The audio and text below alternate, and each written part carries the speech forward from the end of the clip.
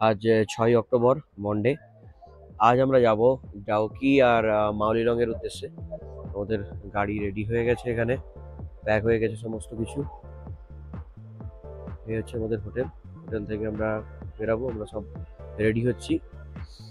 এরপর আমাদের most অ্যাভেটেড destination Dawki আর Mawlynnong village, ওটাই আমরা যাব।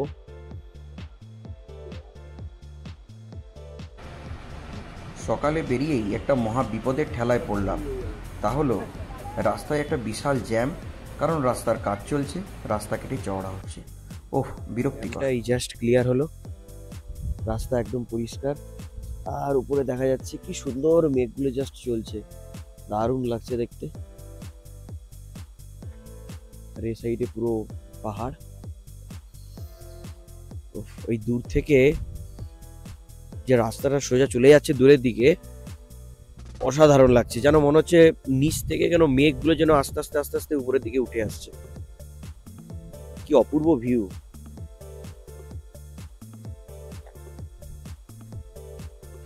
আমরা যাচ্ছি লিভিং রোড ব্রিজ।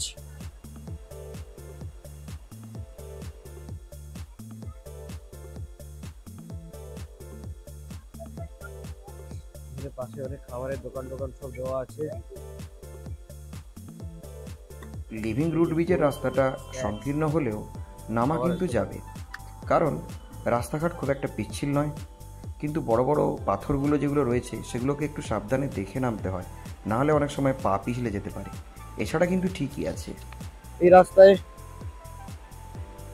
নামতে অসুবিধা হবে না, এতটা স্লিপারিও নেই।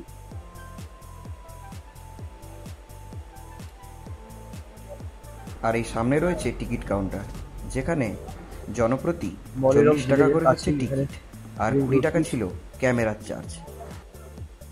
রাস্তা মানে ডাউকি, মাউলিলং আর এই লিভিং রুট ব্রিজ, এগুলো মোটামুটি সব একই জায়গায় তিনটে।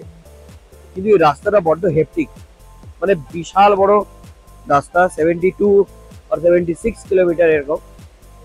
তো এতটা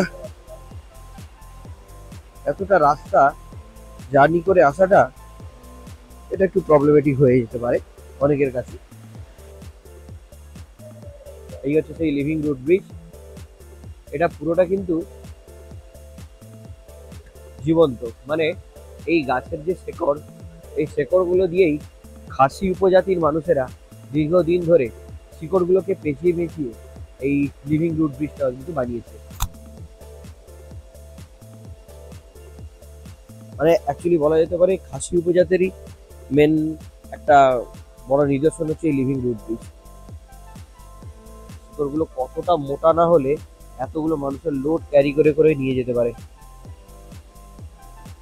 খাসি উপজাতিদের এই যে কাজটা যেন একটা সত্যিকারের জীবন্ত ভাস্কর্য।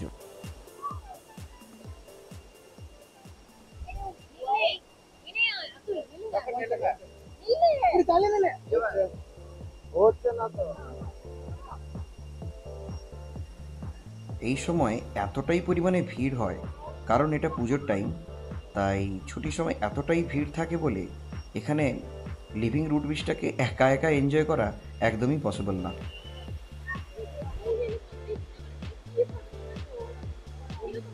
আর এখানকার আরও একটা বড় আকর্ষণ হলো রুট ব্রিজের ঠিক নিচ দিয়ে সুন্দর একটা ঝর্ণা খুব প্রবল বেগে বয়ে যাচ্ছে, যেটা দেখলে সত্যি মন ভরে যায়।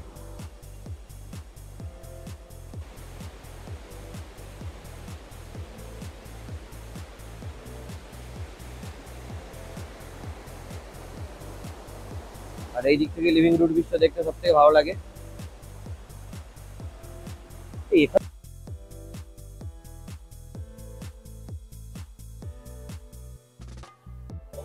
আমরা এখানে আনারস নিচ্ছি, শুনেছি নাকি মেঘালয়ের আনারস খুব মিষ্টি। দেখা যাক, আনারস এখানে 150 টাকা করে। তবে আনারসে যে পরিমাণে ঝাল লঙ্কার গুঁড়ো মাখিয়েছিল, তাতে সবারই পেট জ্বালা করছিল।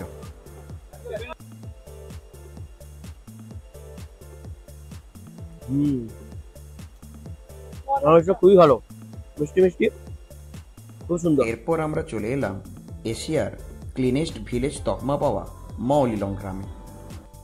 যাদের সঙ্গে এসেছি আমরা নিজেরাই খাবারের ব্যবস্থা করেছি, ওখানেই খাবো আমরা। আচ্ছা হ্যাঁ, এখানে কিন্তু ফাইনের একটা ব্যাপার আছে। ফাইন বলতে কেউ যদি আমরা প্লাস্টিক বা কোনো ডাস্টবিনে না ফেলে যদি নিজেদের কোনো নোংরাগুলো রাস্তায় ফেলি, তাহলে কিন্তু একটা ভালো রকমেরই কিন্তু জরিমানা থাকে।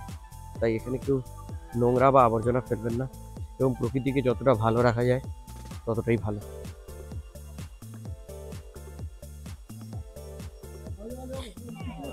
আর এত সুন্দরভাবে এখানে দেখা যাচ্ছে কলসপত্রী গাছ কলসপত্রী এখানেই গাছ, মনে হয় আমি প্রথম দেখলাম। Pitcher plant. এর আগে কখনো এত সুন্দরভাবে কলসপত্রী গাছ কিন্তু দেখিনি। কলসপত্রী উদ্ভিদ। মানে এখানকার প্রতিটা জায়গা একদম নিট অ্যান্ড ক্লিন, কোনো প্লাস্টিক পড়ে থাকতে তো দেখা যাবেই না। এ বাবা, এখানে একটা কে প্লাস্টিক ফেলে গেছে? ও না, এটা দোকানেরই প্লাস্টিক। আচ্ছা, মানে টুরিস্টরা কোনোভাবে কোনো প্লাস্টিক কিন্তু এখানে ফেলে না। আর এখানে এই যে বাঁশের ব্রিজ করা আছে, খুব সুন্দর দেখতে। ওয়াও, বলে যাচ্ছি এবার একটা স্কাই ভিউ পয়েন্টে। এখান থেকে বাঁশ বাঁধা আছে, বাঁশ দিয়ে গাছের উপর থেকে পুরো ভিউটা পাওয়া যায়।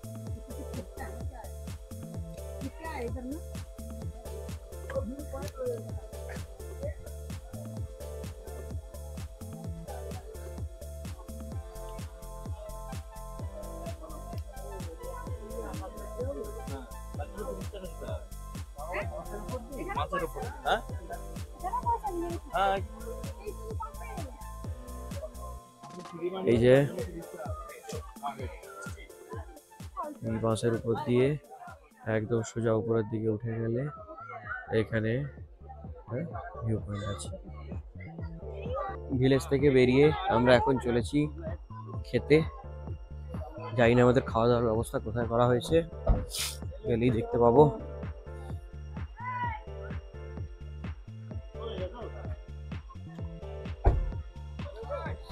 আর এখানে জিনিসপত্র কেনার অনেক জায়গা আছে। ওই এখানকার টুকিটাকি কিছু সুভেনিয়ার যদি কিছু কিনতে ইচ্ছে হয়, এখানে রয়েছে।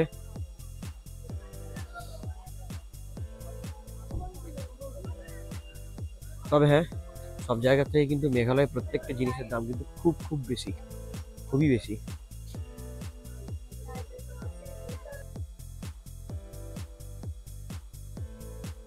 রাস্তা দিয়ে যেতে যেতে এই যে দেখা যাচ্ছে ডান দিকটা, এর ডান দিকে রয়েছে বাংলাদেশের সিলেট জেলা, আর এ পাশটা রয়েছে ভারতবর্ষের।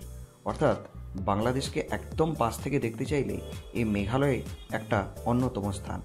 এই যে দেখো, দেখা যাচ্ছে ডান দিকটা পুরো কাঁটাতারের বেড়া, এর ওপাশটা হচ্ছে বাংলাদেশের সিলেট জেলা, আর আমরা যাচ্ছি ভারতে। কি দারুণ না? যেতে যেতে খুব সুন্দর একটা ঝর্ণা চোখে পড়লো। ঝর্ণাটার নাম যদিও জানি না, তোমরা যদি কেউ জেনে থাকো কমেন্টে কিন্তু এর নামটা জানিও। এটা ওয়াটারফলটার নাম কি?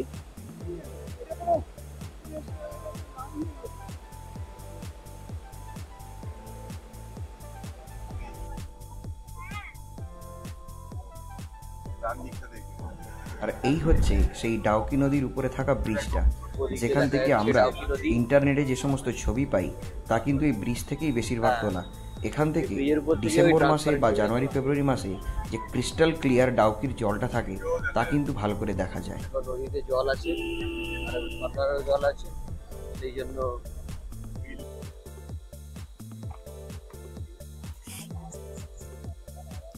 আমরা এখন যাচ্ছি ডাউকির দিকে, ডাউকি নদীর দিকে বোটিং করব বলে।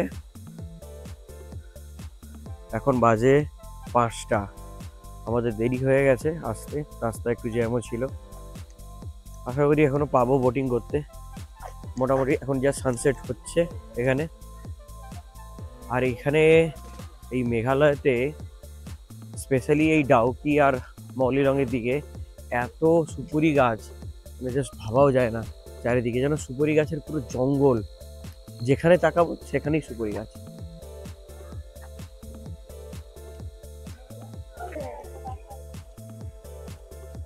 চারিদিকে বাগান, এখানে অনেক ছোট ছোট খাবারের দোকান টোকান আছে, বেশ ভালোই।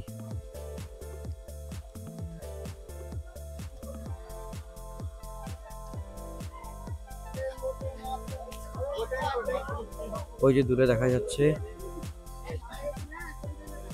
এরা এদিকে সব হচ্ছে বাংলাদেশ।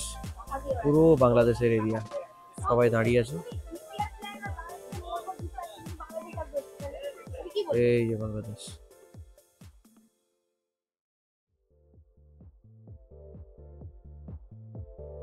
এ টাইমে আমরা এসে পৌঁছেছিলাম, এই সানসেটটা জাস্ট অপূর্ব লাগছিল দেখতে। আমাদের নৌকার টিকিট হচ্ছে প্রত্যেকটা নৌকো হচ্ছে 800 টাকা করে, আর এই পার টিকিটে 3 জন করে বসতে পারবে।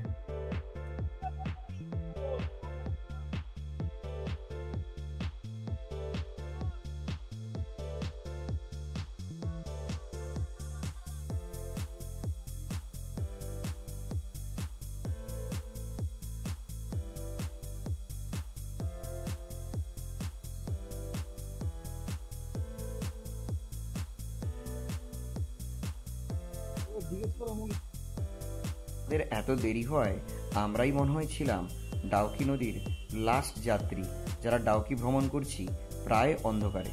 আমরা গেলাম তো ডাউকি নদীতে যখন সূর্যের আলো ছিল, মানে জাস্ট সূর্যাস্তের সময়, কিন্তু ফিরে আসার সময় পুরোটাই অন্ধকার হয়ে গেল।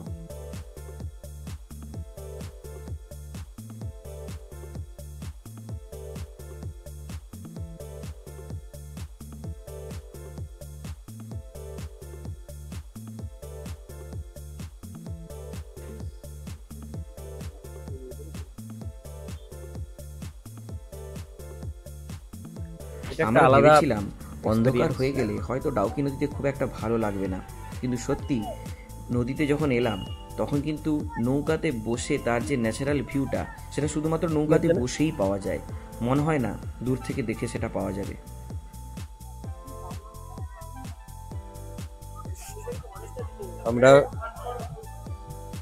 আমরা ডাউকি থেকে ফিরলাম এতক্ষণে, চারিদিকে পুরো অন্ধকার হয়ে গেছে। এখানে আমাদের ডাউকির ভেতরে যে ছোটখাটো রেস্টুরেন্টগুলো আছে, ওখান থেকে ফিরে যেতে আমাদের হোটেলে প্রায় রাত 11:30 হয়ে গেছিল, তাই এত রাত্রে আর ভিডিও করতে পারিনি। নেক্সট ভিডিওতে আমরা দেখাবো চেরাপুঞ্জি সাইট সিইং এবং আরও অনেক কিছু, যা খুবই ভালো লাগবে।